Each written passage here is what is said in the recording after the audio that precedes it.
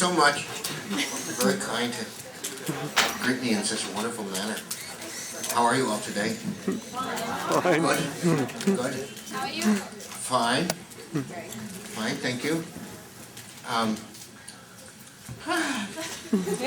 You know, they give you all these, I've been doing interviews since 1 o'clock, you know? And by the time you get up here for the Q&A, you're like, you know, God, they should do the Q&A first. You know? I was going to be in Germany next week, in 2 weeks, at a convention called Galileo. You familiar with it? But I won't be going there anymore. Because they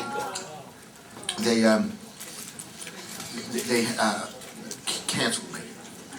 They didn't cancel me, they offered me a new deal. They took away my old deal and offered me a new deal. What's the new deal? The new deal was, would you fly coach and no fee? I said, nah, I don't like that deal. I think it's going to be a great show. I think Jonathan Frakes is going to be there and Bob Picardo.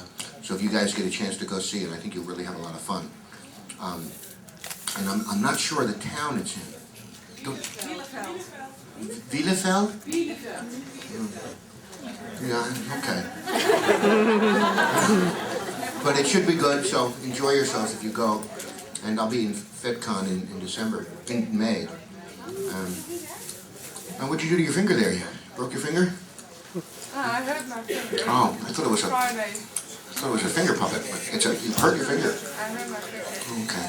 The cut from 2 centimeters. Yeah, God. Now I worked with one of your countrymen, an actor named Rutger Hauer. You know? I did a movie with him in 1988 called Bloodhounds of Broadway. Did you ever see that?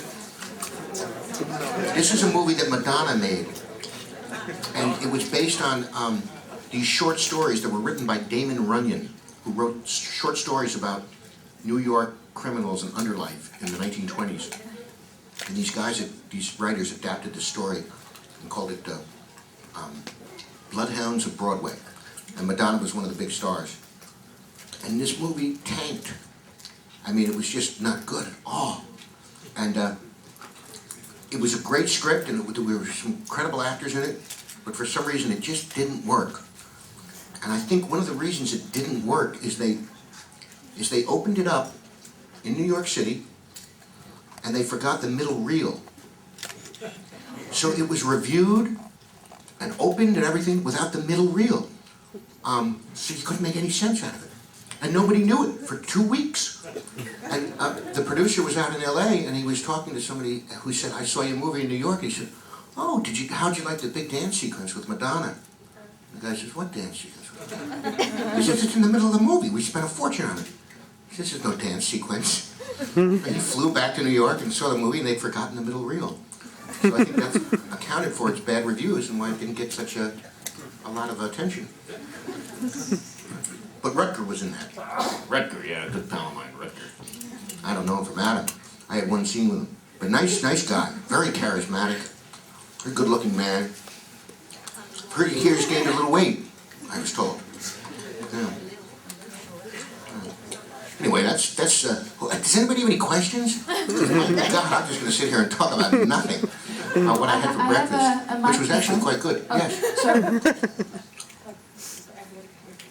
I wanted to know if you have one episode or one scene which you really like the best in Voyager. One episode. Well, the episode I liked doing the best. I liked a lot of them. I loved a sequence we did for a while called Briefings with Neelix, which I thought was very funny. My favorite episode was probably, for me to do as a character, was Mortal Coil, because I enjoyed playing a kind of existential problem of facing the fact that there may not be a God, or there is not a God, when Neelix comes to realize that there is no afterlife. And that's, a shock to his whole belief system. So he, of course, decides, well, what's the point of living if there's no afterlife? I might as well just kill myself. And I love that art. I love that feeling of having to make that existential decision to, at the end, decide not to do it, to continue to live, because whether or not there's an afterlife, we must be here for some purpose anyway, and that purpose must be to be kind and good to the people we share this planet with. And it was that scene with Beltran where he says, you know, you're here because who else can, you know, talk to Naomi like you do, you know. And I just thought it was a really interesting story. And you got to go some places that you don't normally get to go. I liked, there was a scene I did with, in the first season with Kate, where I made coffee cake for her. And it was a beautiful scene. And it was never included, they never aired it. Because again, the show was too long, so they didn't. But I made this coffee cake to her, and it was a way of Neelix saying, thank you for letting me be on board and be a member of your crew. And it was really good coffee cake. She really liked it, and it set up something for me, which was that Neelix had a huge crush on the captain. And if you watch the first 3 or 4 seasons, every time the captain's in the room, you look at Neelix, he's staring at her. He can't take his eyes off her. And I was, you know, in love with the captain. But it was just something I played. It was my own little secret. You know, nobody knew it. The rest of the cast didn't know it. Kate didn't know it. But it was just something I played. It was kind of a little secret to have.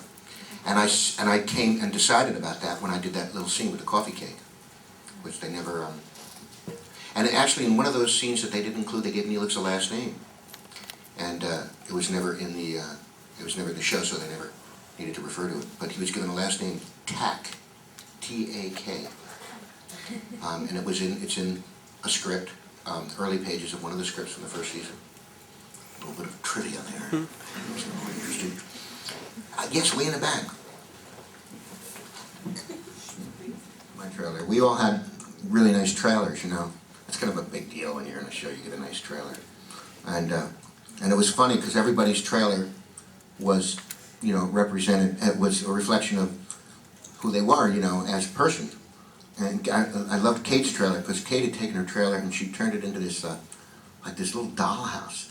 She had little lamps and doilies, and she had little trays of candies, and she had Afghans thrown on. When you walked in, you really felt you were coming into like this sweet little cottage, you know. And it was the complete opposite of Beltran's trailer,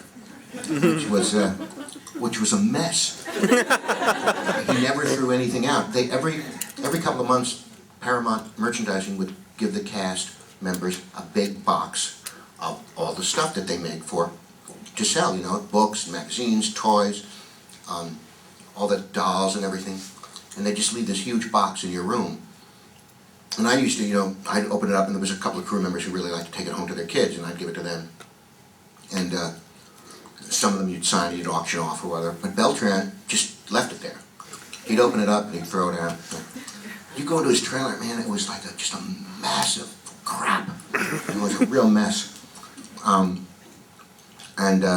My trailer was, I used to get a lot of pictures, and still do, from children who had drawn pictures of Neelix. So you've been in my trailer, you've seen it. There's haven't you been in there, you've seen all the pictures of these little pictures of Neelix all over the trailer, drawn by you know, 3, 4, 5-year-old girls and boys from all over the world. And it's really sweet. But I didn't put anything in my trailer for 3 years because I was convinced that the job wouldn't last.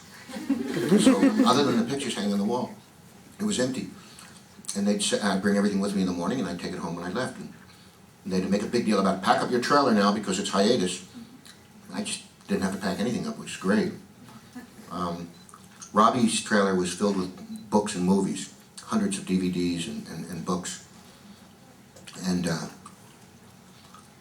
who else had an interesting trailer? Tim's was real dark. And it was a real pigsty. Bit of a mess.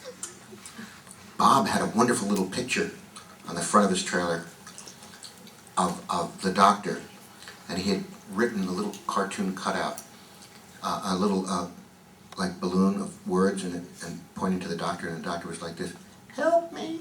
He had a cappuccino maker in his trailer. People had answering machines, they had everything in there. I used to sleep there a lot. It was weird to sleep on the Paramount lot. It's weird to be on the Paramount lot 3 o'clock in the morning when nobody's there but the guards, and they're dispersed, you don't even see them. And you walk through the, they have this huge lot that's New York City. And it's got subways, and it's got Soho, and it really looks like New York. Except when you tap the walls. Except when you tap the walls. And, but if you walk down the streets, you could be in Manhattan. And to walk through that, like at 3 in the morning on the way to makeup, on a rainy, cold, January morning in Los Angeles, it's kind of a spooky feeling. And the guards used to talk about, and they were serious, they used to talk about spirits. And they'd say that there were a lot of spirits there. And they talked about examples of how they would get a call late at night, 2 in the morning. Somebody is in such and such a building, and they'd go over and they'd see a light go on and then a light go off, and they'd go up to investigate and there'd be nobody there, but they could smell perfume or something. And there were all these stories about how the old actors and actresses haunted. And every studio in LA has those kind of stories. I was just reading this book called The Lovely Bones. Have you heard of this novel? God, it's a huge hit in America. It's an amazing book about this young girl who's 14, who's murdered. And she goes to heaven and looks down on earth and follows the effect her death has on her mom and dad and her sister and brother. And how she tries to intervene in their lives, but she can't because she's dead. But what heaven is like, and it's an extraordinary book. But she says in it, the author says in it, that the deceased are with us all the time, and they're here with us, and they're laughing, and they're standing next to us, and they're with us, and then you can speak of the people that you've loved that have passed away, and it shouldn't be scary at all because they can hear us, and they're rooting for us, and they're waiting for us. It's a great book. When it's translated, or you read English, you guys. You should read it. You'd love it. It's really extraordinary. The Lovely Bones by Alice Sebold is the author's name. Nice rounded question. If, apart from the money, you could play Neelix again, would you? In a film or on another series? Well, oh God. I'd like to say, no, Like I've really felt I did Neelix, But, money's seductive. Apart from the money. Apart from the money. Is there something left that you want to? Well, if they created a scenario for Neelix that was really, rich, and if they said to me, apart from the money, if they said, we want you to just serve some food to the crew, I go, no. I love the people at Paramount, and I might do it anyway, But I don't think I'd be enthused about it as much as if they said, you're going to save the world. Or if you would rather do another part than Neelix again? Yeah, I really enjoyed playing that character on Acquisition because it was brand new. It's fun to do new stuff, So.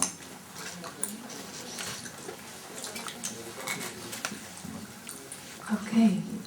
Well, I really don't know what to say, but you brought something, and I really don't know what it is, but I think you can tell it the best. And it's for the auction, and it's for a charity, and maybe you can tell everyone.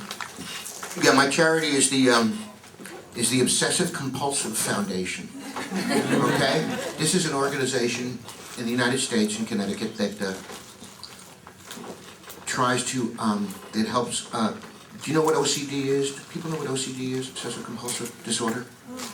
It's a disorder of the. It's a mental disorder, and people who have OCD are compelled to perform rituals and to do repetitive ritualistic behavior that consumes hours and hours and hours of their time, and they do it against their own will. The most common symptom is hand washing. People who constantly feel that they're contaminated and they're always washing their hands or showering, when in fact they know they're not. but OCD causes a doubt in the brain. It's a complication that has to do with the basal ganglia and the release of serotonin, and it can be extraordinarily disruptive to a person's life. 1 out of 40 people have it. Some have it much more severe than others. The French call it the doubting disease. It's a disease that makes you doubt. And I've met people who have OCD who will check the lock on their door 200 or 300 times. Because even though they know they locked it, there's a part of their brain that says, "Are you sure?" And they're constantly searching for certainty. And it's very debilitating. And it's not a disorder that gets an extraordinary amount of attention. Well, I have OCD myself. I've had it since I was a teenager. And it's been a very, very tough battle for me to learn how to live with it and to try to fight it. And so this is an organization that raises money to do research for cures and for medicine for it, and also to raise enough money to help people who can't afford to get the kind of help they need to live with it. So that's my charity, the OCD Foundation. And I'm just going to auction off this thing here. Yeah. And I think it's a great charity. thank you. Yeah. So, Does that ring a bell with anybody when I describe that? Have you heard of that disorder? Yeah. Okay. can you tell me what this is? This is a condom. No. This is a piece I wore. This is the face piece that covers my nose and my cheeks. And I wore it in an episode called Darkling. And legally, I'm not allowed to sell this, to auction this off. Paramount would kill me. So if you're going on the internet, don't tell anybody. And I have no idea. I've never auctioned one of these off, so I have absolutely no idea what it's worth. So Start bidding at? I have no idea. You would start bidding at 20 euros? 50 euros? Oh. And I'll sign it and authenticate it and tell you that I wore it in this episode, and it's got all my DNA on it if you want to clone Neelix. 50. 100 euros. 100. That's beautiful. Oh. 100 euros. Do I hear 90? Oh no, wait, go forward. 100 euros. Sell any of these. All the money has always gone to charity for these things, and so this will also go to the OCD Foundation in Connecticut. And again, I usually I usually start the bidding on this at 100 euros because it's a really good cause, and it's a nice picture, and I will authenticate it on the back. And yeah. Is all, did everyone of class sign it? The only thing that I signed. It's creased. Specifically creased. Did I wear it last night? You should know. Now, this is the one that Tamara wore when she baked the recipes from my cookbook, and it's an extraordinary piece of. It's an amazing apron. Actually, the thing about this apron that's so good is it turns you into a very good cook if you wear this. And you have the added benefit of having something that's in red and white. I am so tired, I feel like I got up a half hour before I went to bed. I was reading that damn book, The Lovely Bones, till 3 in the morning. God, I hate good books. Anyway, we're going to start the auctioning off at, I don't know, yes, she's cracking some browsers up for it, so let's talk about it. Do I win? What do I hear? Who wants to even put an opening bid on this? 25. 25? Is that Frank? No. 25. You want to bid on your own apron? Thank you.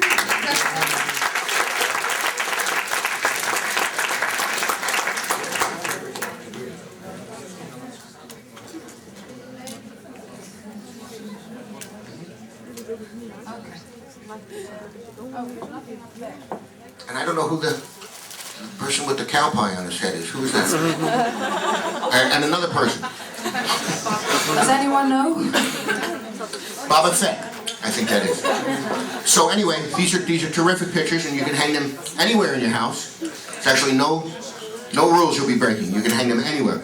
Garage, your basement, your bathroom, your bedroom. You can hang them anywhere. Now that's one of the great things about this. You could explain it and hold it. This was donated by Ted Van Onsen. Is Ted here? Ted's not here. Okay, these are two extraordinary looking women. It's the same one, actually. Oh, yeah, well, in a completely different disguise. And they're absolutely, she's a wonderful actress and from one of my favorite shows. So what do we hear from the... It's limited. It's numbered. It's limited. Yep. This is one of 10 million and 12.